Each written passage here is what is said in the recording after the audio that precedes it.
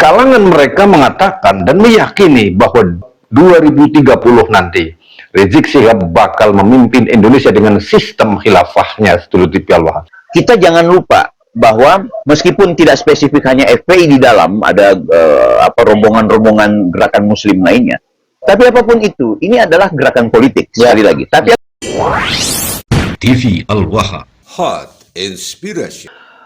Assalamualaikum warahmatullahi wabarakatuh. Sedulur TV Al-Wahhab dimanapun Anda berada, dari kawasan sejuk Benuak Kerajaan Kecamatan Bojong Kabupaten Tegal Jawa Tengah, inilah channel TV Al-Wahhab Hot Inspiration. Kembali bersama saya Bahril Ulum dalam segmen acara Sorotan Bahril, menyorot dengan hati, membahas dengan teliti.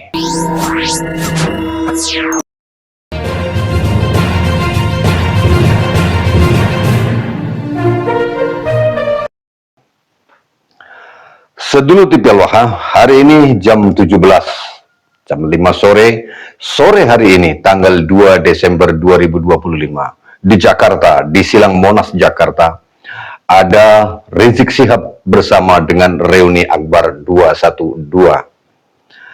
Sebuah reuni yang pernah melejit dan bombastis, yang mereka bilang, tuh Rizik bilang itu 7 juta sedulur TV Al-Wahhab.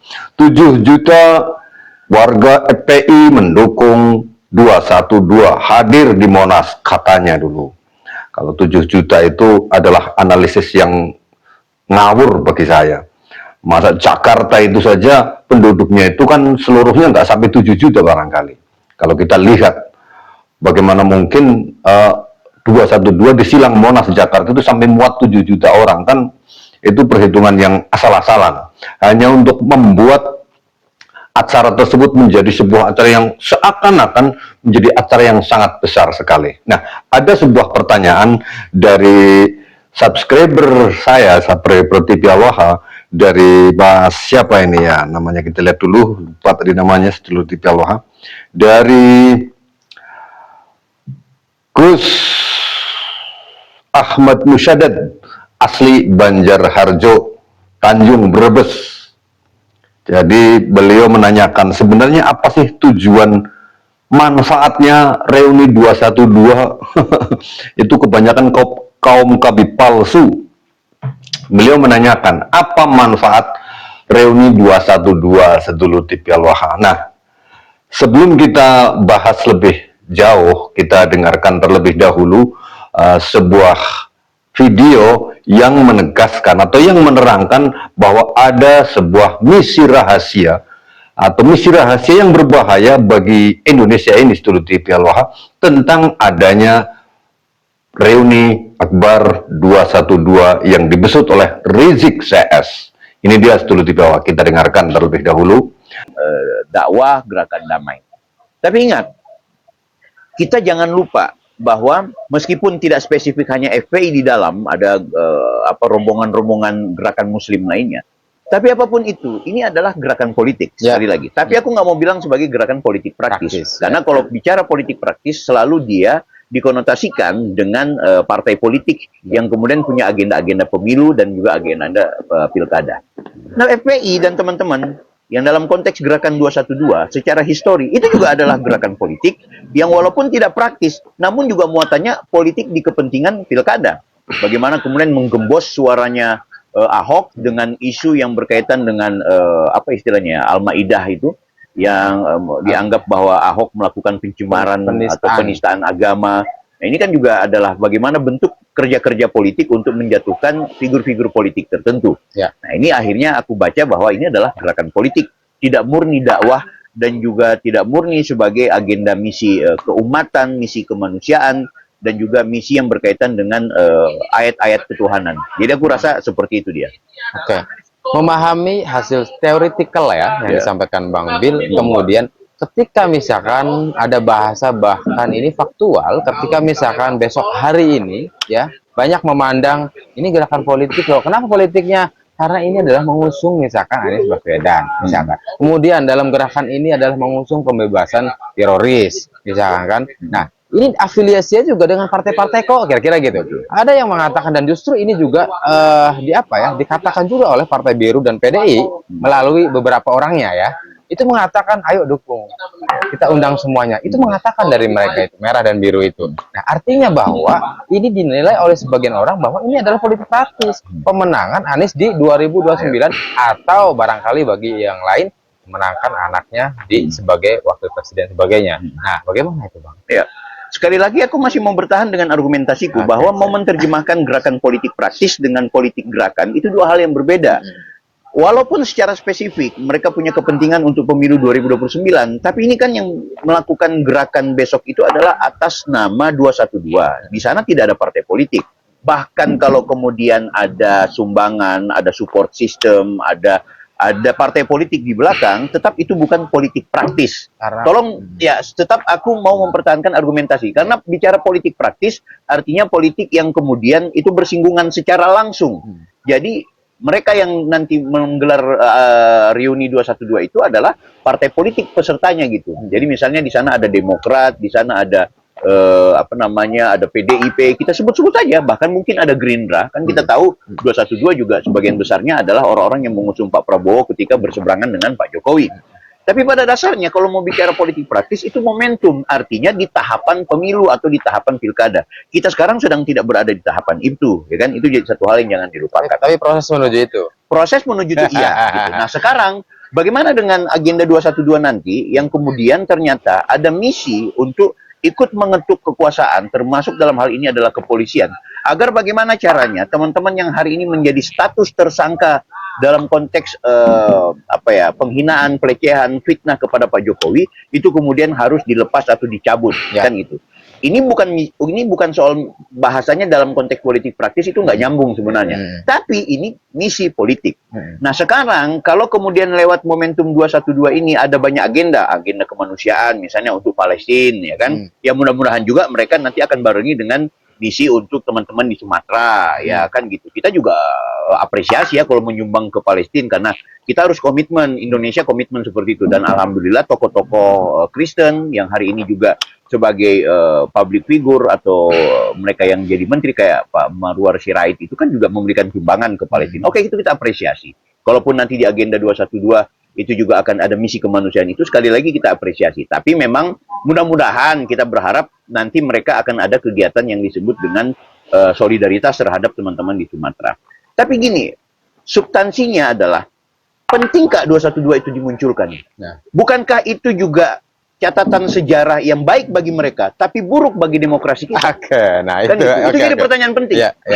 Oke, sekali lagi kita apresiasi orang yang mau berserikat, orang yang mau berkumpul, orang yang mau demonstrasi, orang yang mau berdakwah, orang yang mau bergerakan politik, baik politik secara makro maupun mikro, politik secara umum maupun politik secara praktis. Silakan, itu hak demokrasi bagi kita. Tapi pertanyaannya, bukankah kita juga sadar bahwa kegiatan 212 yang kemarin adalah kegiatan yang ternyata juga mencederai demokrasi kita. Bagaimana seorang Ahok kemudian itu di framing sudah melakukan penistaan terhadap agama gitu kan. Walaupun semua terjadi perdebatan sebab terbukti Buniani orang yang pertama kali mengupload kalimat Ahok yang dia putuskan, yang dia patahkan, yang dia potong sehingga membuat Ahok akhirnya jadi di framing sebagai penista agama. Itu catatan buruk dalam demokrasi kita. Maka kalau banyak orang yang memberikan dukungan kepada reuni 212 itu, sekaligus juga tidak sedikit orang yang anti terhadap 212 itu.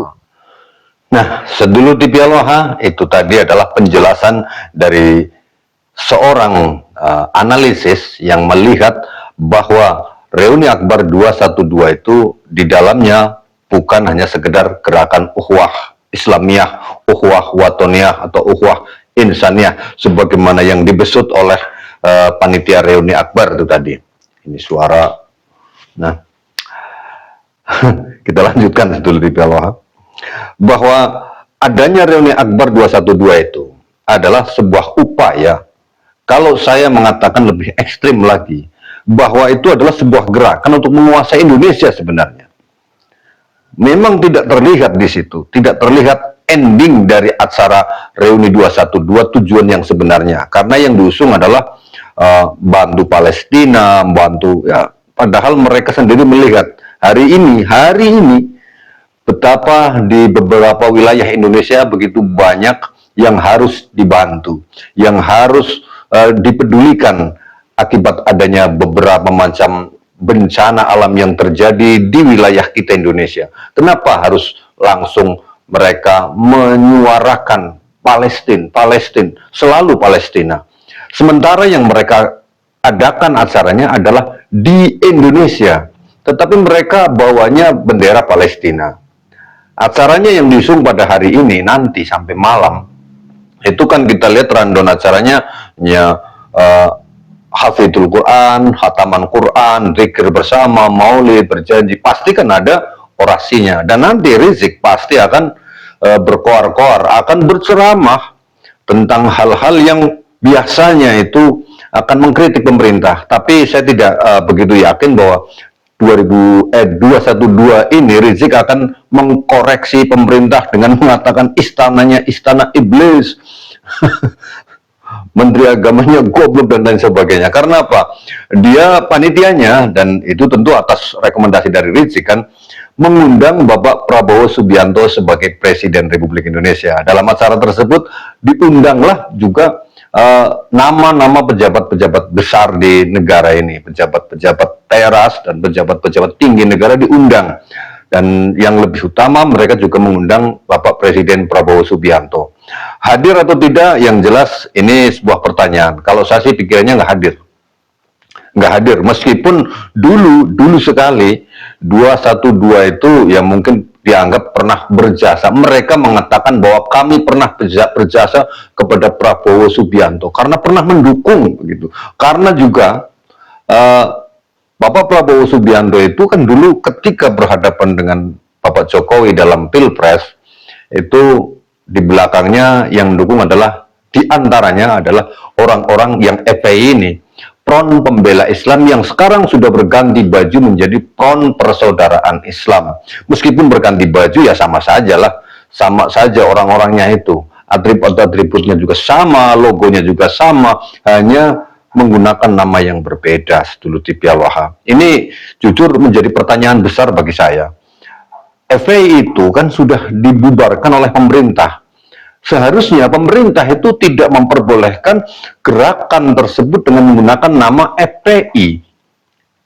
Karena apa? Karena organisasi itu sudah dinyatakan sebagai organisasi terlarang.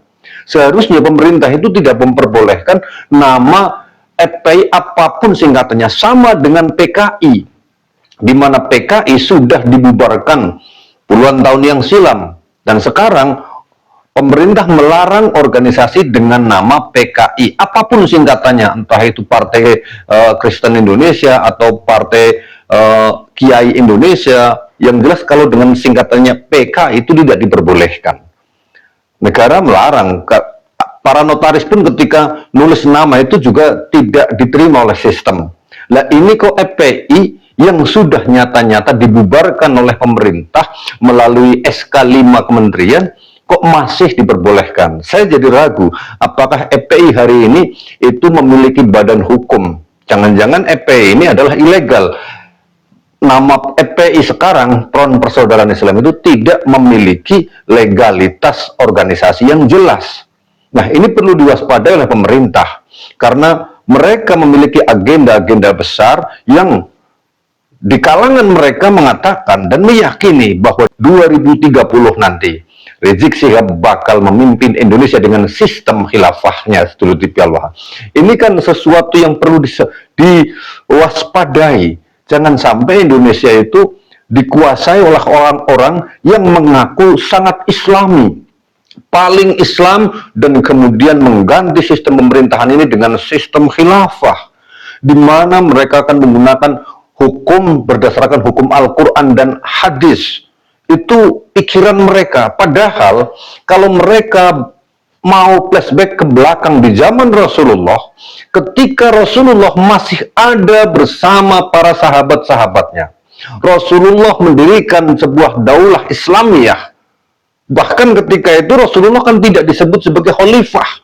Seharusnya ketika Rasulullah itu disebut sebagai mendirikan daulah atau negara, seharusnya kan Rasulullah adalah khalifah yang pertama. Tapi nyatanya Rasulullah tidak diangkat sebagai khalifah, tidak diangkat sebagai presiden ketika beliau berhasil membawa Islam sampai menjadi sempurna dan pengikutnya menjadi jutaan orang. Rasulullah tetap menjadi sebagai Rasul, tidak sebagai khalifah. Dan beliau dalam menerapkan hukum dalam pemerintahan beliau di Madinah sama sekali tidak menggunakan hukum Al-Quran dan hadis-hadis beliau.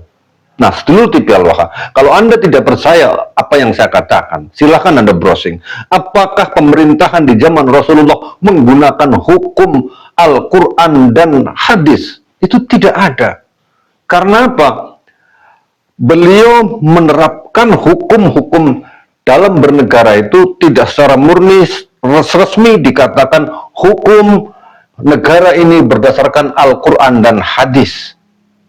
Lihatlah sejarahnya. Nah, hari ini Rizik Syihab pengen mengubah Indonesia ini menjadi negara khilafah yang dasar hukumnya berdasarkan Al-Quran dan As-Sunnah. Kan begitu. Apa namanya, jargon-jargon mereka, jargon-jargon Rizik Syihab yang selalu kor-kor, negara yang paling baik adalah negara yang berdasarkan dengan hukum Al-Quran dan As-Sunnah. Kan seperti itu.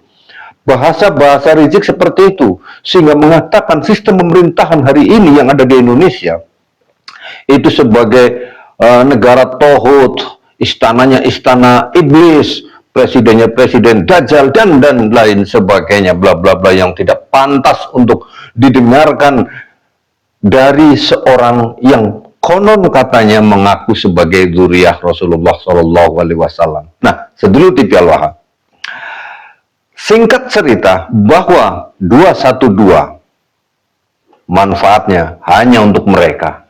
Kalau untuk neraka, kalau untuk negara, saya rasa tidak ada manfaatnya. Jadi atas pertanyaan dari subscriber TV Al-Waha yang ada di Banjarharjo, Gus Musyaddad, itu bahwa kalau boleh saya menjawab pertanyaan panjenengan, bahwa sesungguhnya reuni Akbar 212 yang hari ini jam 17 saat ini sedang dilaksanakan di Silang Monas, Jakarta, tidak ada manfaatnya bagi bangsa Indonesia. Justru berbahaya bagi negara kita, Negara Kesatuan Republik Indonesia. Adapun manfaatnya yang barangkali ada, ya bagi mereka yang mengikuti acaranya. Padahal mereka sendiri yang hadir ke acara reuni 212 sama sekali tidak mengetahui esensi tujuan apa mereka datang ke Monas. Mungkin hanya jalan-jalan, dan mereka sama sekali tidak mengetahui. Kalau saya menganalisa, mereka hanya ikut-ikutan saja, digerakkan oleh Rizik Syihab yang punya agenda khusus menguasai negara ini. Nah, sedulur TV Al-Waha, apabila kita berpikir menguasai negara ini, saya berulang kali didatangi orang yang mengatakan kalau membahas masalah Habib, ya yang jangan digebiah-uyah. Gebiah-uyah itu artinya keseluruhannya divonis bahwa mereka Habib itu tidak baik untuk negara ini. Tapi lihat aja, kan ada Habib yang baik, ada Habib yang buruk. Yang buruk-buruk aja yang disoroti. Jadi saya selalu menganalogikan begini. Saya selalu menjawab, kita pakai jawab, saya nggak perlu jawab pakai data, nggak pakai logika saja. Kita sama-sama orang punya pikiran dan sama-sama bisa punya logika. Kita jawab, dulu tahun 1945, negara Indonesia ini jumlah penduduknya kurang lebihnya 61 juta jiwa. 61 juta jiwa. Kalau Anda pengen lebih jelasnya silahkan Anda browsing jumlah penduduk tahun 1945 itu berapa. Pasti di antara angka 60 sampai 61 juta jiwa. Nah, dari 61 juta jiwa rakyat Indonesia itu, kita ada pertanyaan, berapa yang ikut perang kemerdekaan? Berapa yang ikut berjuang maju ke medan perang, mengangkat senjata, mempertaruhkan jiwa raganya, mempertaruhkan nyawanya, mereka mati puluhan ribu. Berapa juta orang yang datang ke medan tempur pada saat itu?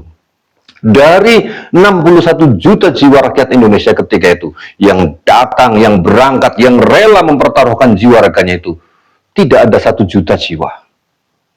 Tidak ada 1 juta jiwa. Tidak ada 1 juta orang, hanya beberapa orang saja di bawah 1 juta. Kemudian pertanyaan selanjutnya, berapa orang yang membaca proklamasi ketika itu? Di tanggal 17 Agustus 1945. Yang baca proklamasi itu hanya 1 orang. yaitu mendiang Bapak Presiden Soekarno, didampingi oleh Muhammad Hatta, yang tanda tangan pun hanya satu orang. Proklamasi ditandatangani oleh Soekarno, kan begitu. Hanya satu orang yang membaca, tetapi meskipun yang membaca proklamasi hanya satu orang, didampingi oleh Muhammad Hatta menjadi dua orang berdampingan. Kemudian yang berangkat perang ke medan perang mempertaruhkan jiwa raganya di bawah 1 juta jiwa. Kemudian kita merdeka. Apakah yang merdeka itu hanya Pak Soekarno dan Muhammad Hatta dan orang yang berangkat ke medan perang yang merdeka itu? Tentu tidak.